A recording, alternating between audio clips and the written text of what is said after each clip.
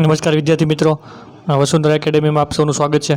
હવે મિત્રો, હમણાં જે હાઈકોર્ટ આસિસ્ટન્ટની મેન્સની એક્ઝામ લેવાય, તો આ મેન્સની એક્ઝામમાં તમારે અંદાજિત કેટલા માર્ક થતા હોય તો તમારે ટાઈપિંગ ટેસ્ટ આવી શકે, અને ટાઈપિંગ ટેસ્ટ છે અંદાજે આપણે ક્યારે લેવાશે તો આના ઉપર આપણે ચર્ચા કરીશું. અહીંયા જો આપણે એકદમ મેરિટ તો ન કહી શકાય, પણ તમારે અંદાજિત તમને એવું લાગે કે ભાઈ એટલા માર્ક થતા હોય તો તમારે હાઈકોર્ટ આસિસ્ટન્ટ મેન્સ પછી હવે કોમ્પ્યુટર એટલે કે ટાઈપિંગ ટેસ્ટની તૈયારી છે એ શરૂ કરવી જોઈએ. તો એના વિશે આપણે ચર્ચા કરીશું. તો વિડીયોમાં અંત સુધી જોડાઈ રહ્યો.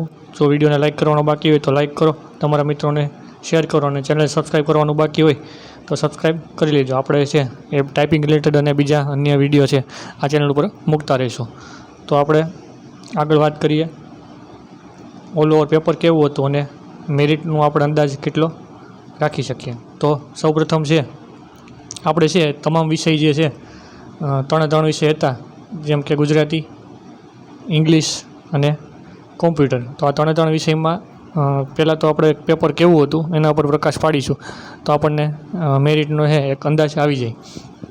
તો સૌપ્રથમ આપણે ગુજરાતી વિષય જોઈએ. તો ગુજરાતી વિષયમાં 15 માર્કનો એસે પૂછવામાં આવેલો હતો. એક વિષય એવો હતો અહિંસાનો, આવું કંઈક ટાઇટલ હતું, અહિંસા અને માનવ જીવન, જેના 15 માર્ક હતા, અને 5 માર્કમાં એક પત્ર પૂછવામાં આવેલો હતો. અને આની સાથે એક બીજો પૂછવામાં આવેલો હતો, એ છે વ્યક્તિના જીવનમાં શિસ્તની ભૂમિકા, વ્યક્તિત્વના વિકાસમાં શિસ્તની ભૂમિકા, આવું એક ટાઇટલ હતું. અને 5 માર્કનો પત્ર હતો, એટલે ટોટલ 20 માર્કનું છે ગુજરાતી પૂછવામાં આવેલું. અહીંયા ત્રણેય વિષય છે 15 માર્ક 20 માર્કના પૂછવામાં આવેલા હતા, એટલે ટોટલ 60 માર્કનું પેપર હતું.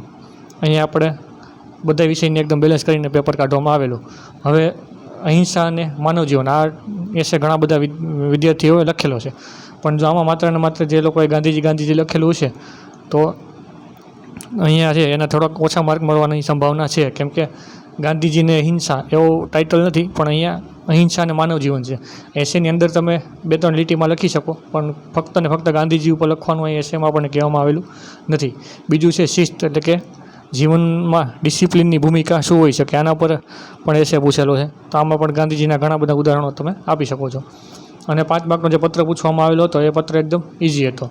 તો તમને એક લેટરનું ફોર્મેટ ખબર હોય કે આ રીતે એક પેજ છે, તમે લેટર લખતા હોય તો અહીંયા સેન્ડર એડ્રેસ, એટલે કે જે મોકલનાર હોય એનું એક સરનામું આવે, પછી નીચે તારીખ લખી નાખવાની, પછી અહીંયા જેને લખતા હોય એનું ડેઝિગ્નેશન, એટલે કે એનો હોદ્દો, અને પછી જે તમે તમારા ફેમિલીમાં કોઈને પત્ર લખો છો તો વિષય લખો નહીં, બાકી અહીં વિષય લખી અને તમે પત્રની શરૂઆત કરી શકો છો. અને એકદમ પત્ર ઇઝી હતો કે જે મુખ્ય આરોગ્ય અધિકારી હતા એને ઇન્વિટેશન આપવાનું હતું.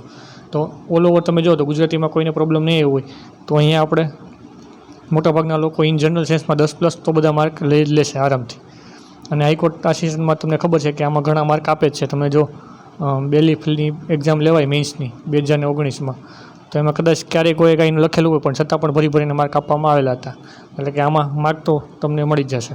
પછી ઇંગ્લિશ, તો ઇંગ્લિશ વિષયમાં એવું છે ઘણા લોકોને થોડીક તકલીફ થઈ છે, પણ અહીંયા ઘણા લોકોએ લખેલું છે યુનિવર્સિટી ઇન ડાયવર્સિટી, આ એક નિબંધ હતો. અને બીજો હતો પબ્લિક એજ્યુકેશનનું મહત્ત્વ, નેસેસિટી, આવું કંઈક હતું કે necessity of public education in India, આવું એક ટાઇટલ આપવામાં આવેલું હતું.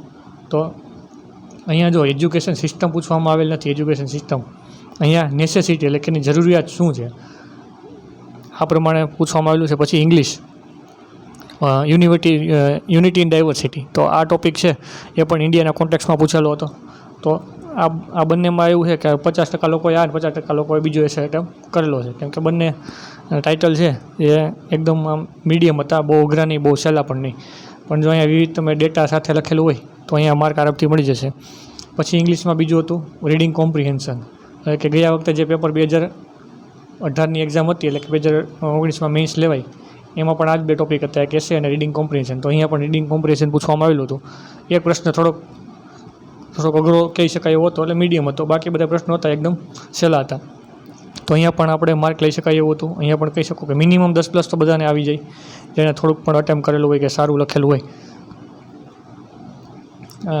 એટલે આ વાત થઈ ઇંગ્લિશ વિષયની. હવે આપણે વાત કરીએ કોમ્પ્યુટર વિષયની. તો કોમ્પ્યુટરનું જે પેપર આખું જે તમે જુઓ તો એ છે પ્રેક્ટિકલ બેઝ હતું અને એણે જે સિલેબસમાં લખ્યું હતું બેઝિક નોલેજ ઓફ કોમ્પ્યુટર એને પછી એણે લખેલું હતું MS એક્સેલ ને MS વર્ડ.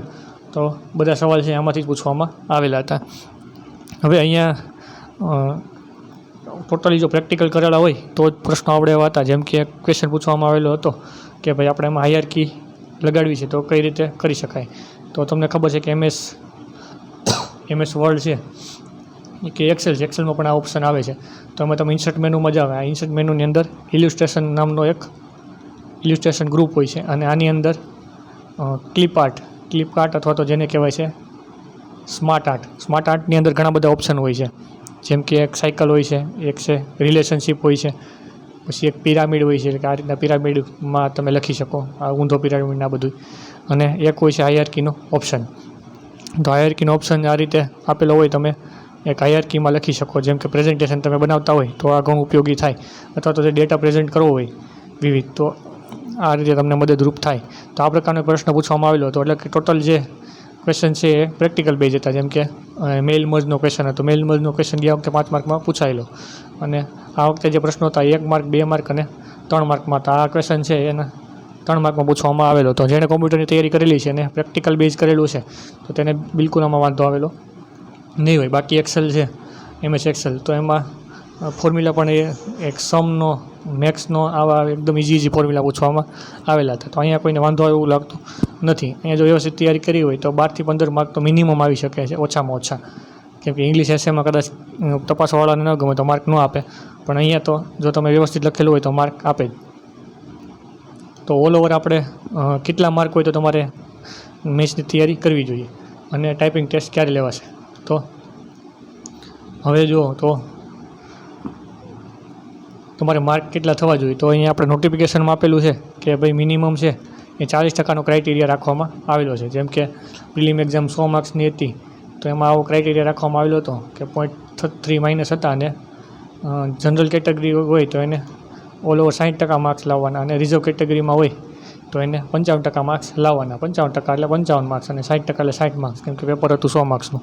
તો આ રીતે ક્રાઇટેરિયા રાખવામાં આવેલો, અને જેટલા લોકોને 60+ હતા જનરલ કેટેગરીમાં અને રિઝર્વ કેટેગરીમાં 55+, તો આ બધાને છે એ મેન્સ માટે ક્વોલિફાય કરવામાં આવેલા હતા. આ જ રીતે છે આમાં પણ એક ક્રાઇટેરિયા રાખવામાં આવેલો છે કે એક 60 માર્કનું મેન્સનું પેપર હતું, અને બીજું 60 માર્ક્સનું જે પેપર હતું એમાં 2 ક્રાઇટેરિયા રાખવામાં આવેલા છે કે જે અહીંયા થોડું ક્રાઇટેરિયા છે એ ચેન્જ કરીને રાખવામાં આવેલો છે. 60 માર્ક્સના પેપરમાં છે એ જનરલ કેટેગરીવાળાને 50%, એટલે કે 60માંથી 30 માર્ક લેવા ફરજિયાત છે. અને જ્યારે રિઝર્વ કેટેગરીમાં હોય, આમાં મેલ ફિમેલનું કંઈ નથી પણ કેટેગરી વાઇઝ છે, રિઝર્વ કેટેગરીમાં હોય તો એને 55%, એટલે કે અંદાજિત તમે કહી શકો કે 27 માર્ક્સ લેવાના ફરજિયાત છે. તો જે લોકોને 30 માર્ક્સ થતા હોય જનરલ કેટેગરીમાં અને 27 માર્ક થતા હોય કોઈ પણ રિઝર્વ કેટેગરીમાં, SC ST OBC વગેરે કેટેગરીમાં, તો આ બધા લોકોને ટાઈપિંગ માટે જરૂરથી બોલાવશે. તો અહીંયા તમે ગણી શકો કે જે લોકો એક્ઝામ આપી એમાંથી 50-60% લોકોને આરામથી છે ટાઈપિંગ માટે બોલાવશે. કેમ કે હાઈકોર્ટમાં દર વખતે આટલા લોકોને ટાઈપિંગ માટે બોલાવે છે. કેમ કે અહીંયા તમારે જો પ્રિલિમનું તમે જુઓ તો પ્રિલિમમાં પણ આ રીતે છે, જે લોકોને 55% અને 60% માર્ક્સ થયા હોય એને બોલાવે, તો મેન્સમાં પણ એટલા માર્ક્સ તેને કવર થઈ જતા હોય એને આમાં બોલાવશે. આમાં જો બહુ ખરાબ લખેલું છે, એટલે કે વ્યવસ્થિત થોડુંક પણ લખાણ નહીં હોય તો તમારે એવું બની શકે કે માર્ક છે એ 50%થી નીચે જાય તો છે એ ક્વોલિફાય ના કરે. બાકી જો તમારે 30+ તેમને થઈ જતું એવું લાગે જનરલ કેટેગરીવાળા અને રિઝર્વ કેટેગરીવાળાને 27+, તો તમે ચાન્સ તમારો 100% બની શકે કે અહીંયા તમને પ્રશ્નો ટાઈપિંગ ટેસ્ટ છે એના માટે બોલાવશે. તો જે લોકોને આટલા માર્ક થતા હોય એને ટાઈપિંગ ટેસ્ટની તૈયારી શરૂ કરી દેવી જોઈએ. હવે ટાઈપિંગ ટેસ્ટ ક્યારે લેવાશે, તો આ એક સલગતો પ્રશ્ન છે કે ટાઈપિંગ ટેસ્ટ ક્યારે લેવાશે. તો હાઈકોર્ટમાં છે એ પહેલેથી તમે જુઓ તો એક્ઝામનું રિઝલ્ટ આપવામાં એમાં ઘણું મોડું થાય છે. કેમ કે 2018 જે એક્ઝામ હતી એનું રિઝલ્ટ પણ બહુ લેટ આવેલું. 2019માં એની છે મેન્સ લેવાય નહીં, પછી 19ના એન્ડમાં ટાઈપિંગ લેવાયું, આ રીતે. પછી હાઈકોર્ટ ડીવાયએસઓ એનું પરિણામ પણ છે એ બહુ લેટ આવેલું. એટલે કે 2023માં જ્યારે હાઈકોર્ટ આસિસ્ટન્ટની એક્ઝામ પ્રિલિમ થઈ ગઈ ત્યારબાદ ડીવાયએસઓ હાઈકોર્ટનું મેન્સનું રિઝલ્ટ આવેલું. અને ત્યાર પછી બીજી પરીક્ષા જુઓ તો હાઈકોર્ટ આસિસ્ટન્ટની જે પરીક્ષા તમે આના વિશે આ પરીક્ષા આપી હોય તો 2023માં લેવાયેલી હતી, જે જૂન મહિનામાં લેવાની હતી, પણ તો વરસાદના લીધે છે એક વીક પોસ્ટપોન કરવામાં આવેલી હતી અને 2 જુલાઈ એટલે કે 2/7ના રોજ લેવાયેલી. અને આનું રિઝલ્ટ પણ છે ઘણું લેટ આપવામાં આવેલું અને મેથ્સની એક્ઝામ થઈ 12 મેના રોજ, 12 મે 2024. એટલે કે અંદાજિત તમે પકડી શકો કે 10 મહિનાનો સમય એણે મેથ્સ લેવામાં લીધેલો. અહીંયા તો જુઓ તો MCQ હતા, એટલે કે આરામથી પેપર બધા ટેસ્ટ કરવા હોય તો પેપર છે એ મશીનની અંદર આખા ચેક કરી શકાય, છતાં પણ એટલી બધી વાર લાગેલી. તો હવે મેથ્સના પેપર એને લોકોએ 8,000 અંદાજિત 8,200 જેવા લોકોને પાસ કરેલા છે. એટલે તમે માનો કે 7,500 જેવા લોકો તો આમાં પ્રેઝન્ટ હતા, જે લોકોએ આપણે પૂછેલું છે કે ઘણી અટેન્ડન્સ સારી જ હતી, બહુ ઓછા લોકો એબસેન્ટ હતા. તો એટલા બધા પેપર જોવાના છે તો ટાઈપિંગ ટેસ્ટ બહુ એવું લાગતું નથી કે આ વર્ષમાં કદાચ લેવાઈ પણ શકે, પણ આપણે તૈયારી રાખવાની. એના માટે રોજનું જે ગુજરાતી ટાઈપિંગ અને ઇંગ્લિશ ટાઈપિંગ છે એ તમારે શરૂ કરી દેવું જોઈએ. ટાઈપિંગમાં હવે ઘણાને ખબર છે કે અહીંયા 20 માર્કનું ટાઈપિંગ છે એ ગુજરાતી અને 20 માર્કનું ટાઈપિંગ છે ઇંગ્લિશ. આના પણ ક્વોલિફાઈંગ તમારે 8 માર્ક લેવાના છે. તો આમાં 8 માર્ક લેવા અઘરા નથી, પણ ક્યારેય ટાઈપિંગ ન કર્યું અને તમે ટાઈપિંગ કરો તો પણ 8 માર્ક તો તમે આરામથી લઈ શકો. અહીંયા જો મેક્સિમમ તમે માર્ક લેવાની ટ્રાય કરો તો તમારું સિલેક્શન થઈ જશે. હવે અહીંયા એવું છે કે 20 માર્ક્સનું ગુજરાતી ટાઈપિંગ થાય એટલે 5 મિનિટનો બ્રેક લઈને 5 મિનિટ પછી ઇંગ્લિશ ટાઈપિંગ, એટલે બંને ટાઈપિંગ આપવામાં આવેલું છે.